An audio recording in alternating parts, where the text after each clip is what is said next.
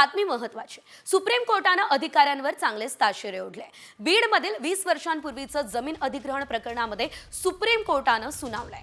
मूळ जमीन मालकांना भरपाईपासून वंचित ठेवण्यासाठी महाराष्ट्र सरकारमधील अधिकाऱ्यांनी निर्लज्जपणे कायद्याचं उल्लंघन केल्याचं कोर्टाने म्हटलंय। 31 जानेवारीपूर्वी व्याजासह भरपाई करण्याचे आदेश बीड जिल्हा परिषदेला देण्यात आलेले आहेत।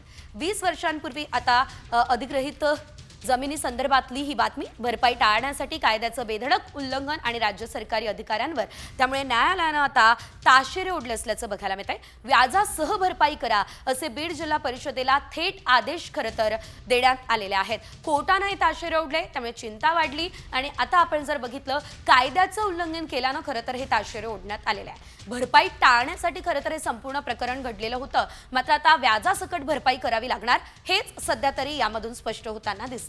आपण जर बघितलं तर अधिग्रहित जमिनीची आता भरपाई सुद्धा दिली जाणार आहे आणि तब्बल 1-2 नव्हे तर 20 वर्षांपासूनची व्याजासकटची भरपाई जी आहे ती द्यावी लागणार आहे।